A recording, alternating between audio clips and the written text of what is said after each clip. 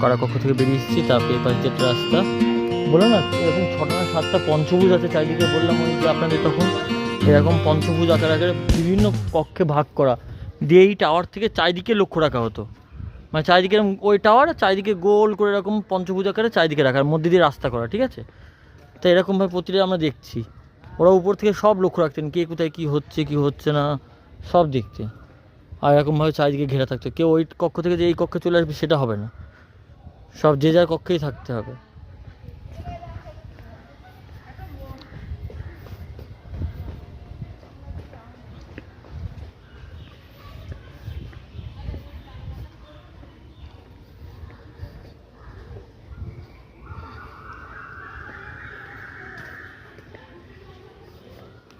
দেখি এপাশে কোথায় যাওয়া যায়।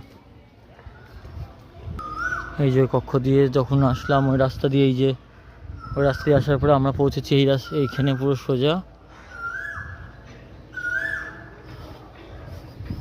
প্রচুর কিছু আছে দেখার।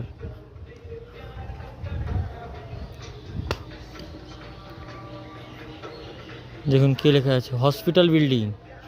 এখানে হসপিটাল, যে আহতদের নিয়ে আসা হতো,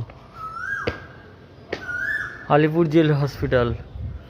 ভিতরে এসি চলছে, ঠান্ডা আরাম লাগছে যখন এত রোদে হেঁটে আসার পরে। এই দেখুন কী কী আছে দেখুন।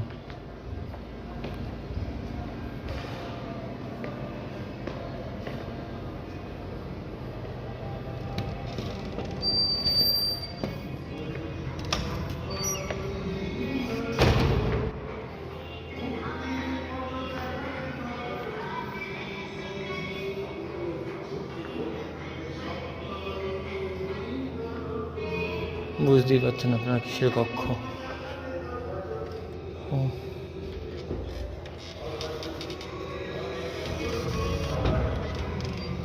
এই কক্ষে থাকার ইচ্ছা নেই এখন। এই ফুড জোন আছে, কেউ খাবার খেলে খেতে পারেন এখানে। সেই যে ফুড জোন, সারাক্ষণ ঘোরার পরে যদি কারো মনে কিছু খাবেন অবশ্যই খেতে পারেন। সব এগুলো বন্ধ করা, ওপাশে গিয়ে লাভ হবে না মনে হয়। তবে একটা খোলা কি দেখছি, দেখি।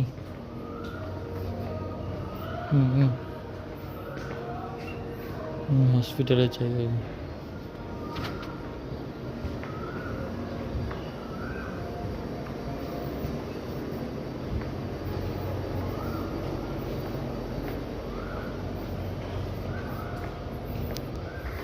দীনেশ গুপ্ত।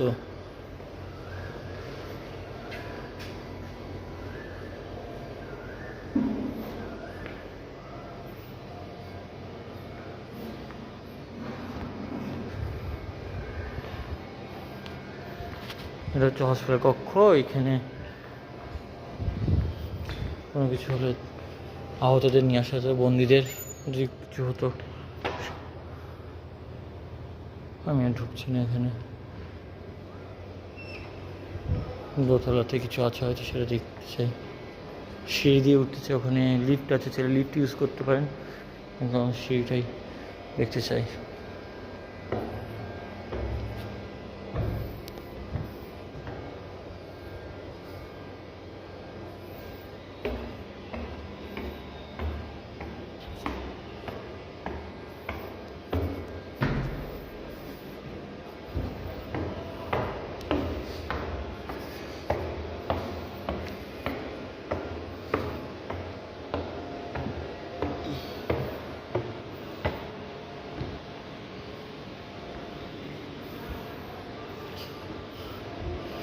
জানি না সবাই আমার সঙ্গে আস্তে আস্তে কোথায় গেল, আমি আর ঢুকছি না এর ভিতরে। বিভিন্ন ব্যাপার দেখিয়েছে।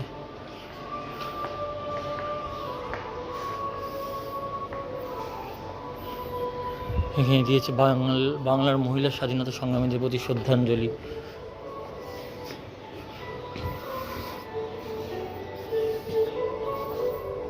জাস্ট হসপিটাল ছিল, তো হসপিটালের মতোই থাকবে।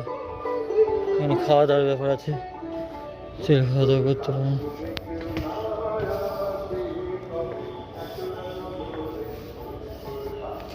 কোন কোন বাংলার মহিলারা স্বাধীনতা ছিলেন সেইগুলোই তুলে ধরা হয়েছে। প্রীতিলতা ওয়েদার সবাই রয়েছে, নীলি সেনগুপ্ত, নিবেদিতা, মাতঙ্গিনী হাজরা সবাই রয়েছে, সবার ফটো। সব বারান্দা চারিদিক দিয়ে। চলেন, এখানে বিশেষ কিছু নেই, শুধু সামান্য কিছুই রয়েছে। দেখি আমরা পাশের বিল্ডিংটায় গিয়ে কী পাই। হসপিটাল ভবনে ছিলাম, ওখান থেকে বেরিয়ে আমরা এইখানে এসেছি। এটা হচ্ছে স্থায়ী প্রদর্শনী, মানে কিছু ভিডিও অডিও হিসাবে।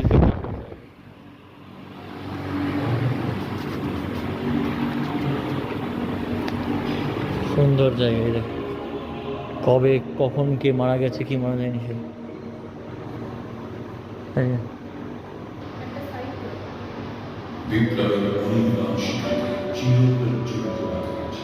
সুন্দর ভিডিও আছে।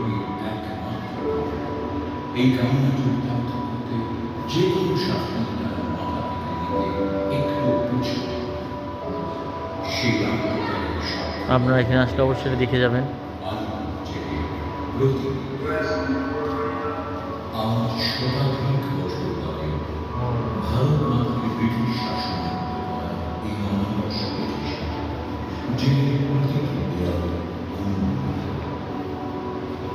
অসাধারণ।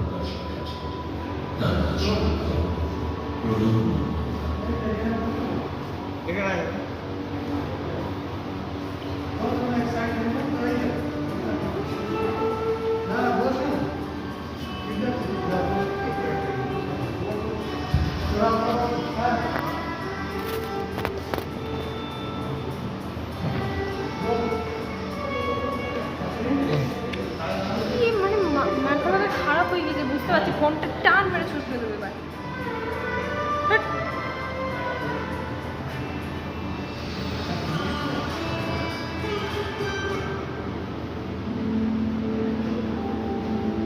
ভারতের স্বাধীনতা সংগ্রামের ইতিহাসে একটি উল্লেখযোগ্য স্থান গ্রহণ করে আছে আদিবাসী।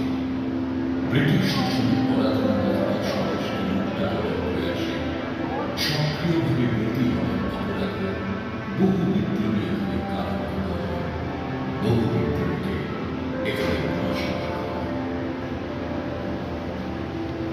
বিদেশ থেকে পড়াশোনা করে ভারতে ফিরে অরবিন্দ ঘোষ ভারতের স্বাধীনতা সংগ্রামে ঘনিষ্ঠভাবে জড়িয়েছিলেন, বুঝেছিলেন, বহু পরিকল্পনা রচনা করেছিলেন।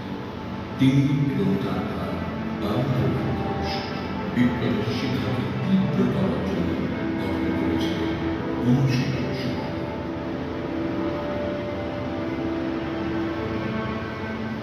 যুবকেরা এখানে শরীর চর্চার অনুশীলন করার জন্য আসতেন, কিন্তু আসল উদ্দেশ্য ছিল ব্রিটিশ সরকারের বিরুদ্ধে অভিযান চালানোর পরিকল্পনা।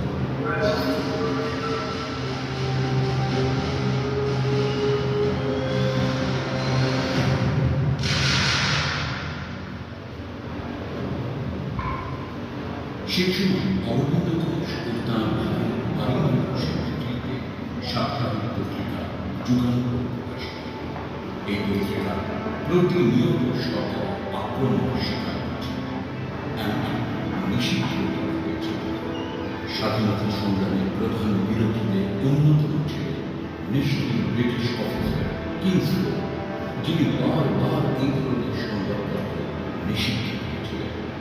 সতর্ক উনি ছিলেন। আমরা পুনরায় সেই টাওয়ারের ওখানে ফেরত চলে এসেছি। এদিক থেকে এই যে ঐতিহাসিক কক্ষর পাশ দিয়ে গিয়েছিলাম, ওদিকে হসপিটাল ভবন, ঠিক তার এই পাশে হচ্ছে নজরুল কক্ষ। এই যে এখানে নজরুল বন্দী ছিলেন। এইটা দেখলে আমাদের মোটামুটি কমপ্লিট হবে, আর একটা সাইডটা হয়তো বাকি থাকবে।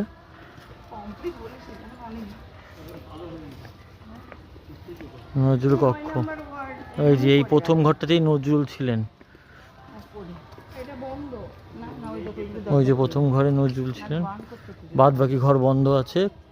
কারণ যেগুলো প্রয়োজনীয় কক্ষ, মানে যেগুলো স্পেশাল, কেউ না কেউ শ্রেষ্ঠ ব্যক্তি ছিলেন, সেইগুলোকেই তুলে ধরা হয়েছে। ঠিক আছে, দেখুন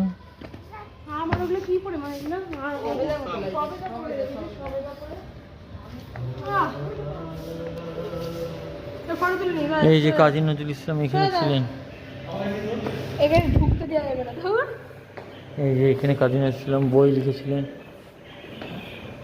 বন্দি থাকা অবস্থায়।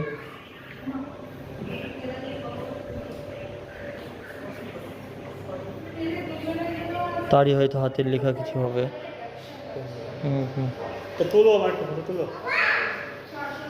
এটা হচ্ছে নজরুল কক্ষ।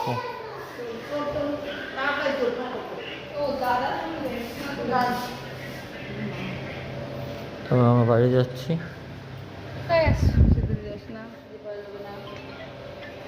আমরা যাচ্ছি তাৎকলে, যেখানে কাজ করা হতো জেলবন্দিদের বিরোধী। এই যে ওয়াচ টাওয়ার, ওই পাশে সবগুলো ঘুরে এসেছি আমরা, দিয়ে এখানে এসেছি তাঁতকল, যেখানে জোর করে তাঁত বোনানো হতো জেলবন্দিদের দিয়ে, সেটা দেখিয়েছে এখানে।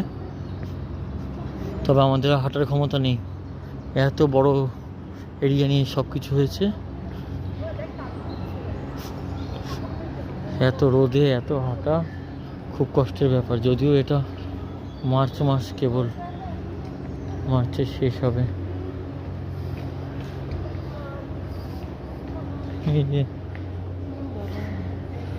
এইভাবে তাঁত বুনতো। এই যে তাঁত মেশিন ছিল, এইভাবে ইংরেজরা এই তাঁত মেশিন দিয়ে এই ঘরে সবাইকে দিয়ে জোর করে তাঁত বোনাতে। তাঁত বোনাতো সব নিষ্ঠুর একদম, যা অত্যাচার করেছে মানুষদের উপরে, ভারতবাসীদের উপর। এই সব পুরনো বিল্ডিং সেই সময়কারের, ওইগুলোতেই আসল ঐতিহ্য। এগুলো তো সব নতুন তৈরি হয়ে গেছে, কিন্তু ওইগুলো সব পুরনোই আছে। এখনকার আসল একদম তখনকার কেমন ছিল দেখে বোঝা যায়।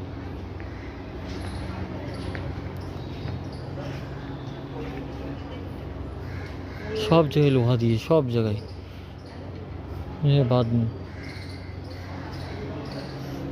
আমাদের পুচকে তাঁত ঘোরাচ্ছে, দেখি এরপরে কি আছে সেটা দেখবো। এবার চললাম বাড়ির পথে, রওনা দিয়ে যাক। সব শেষ, ওই লাস্ট ছিল তাঁত বোনা। তাঁত বোনার ঠিক পাশেই রয়েছে ওয়াশরুম, খুব সুন্দর, লেডিস জেন্টস দুটোই আছে। তা আপনাদের প্রয়োজন হলে ঠিক টাওয়ারের ওখানে গিয়ে, যেখানটায় টাওয়ার ছিল ওই টাওয়ারের পাশে, এই গুদামের ওই পাশটাই আছে তাঁত বোনা, তার পাশেই আছে টয়লেট, খুব সুন্দর টয়লেট, পরিষ্কার পরিচ্ছন্ন।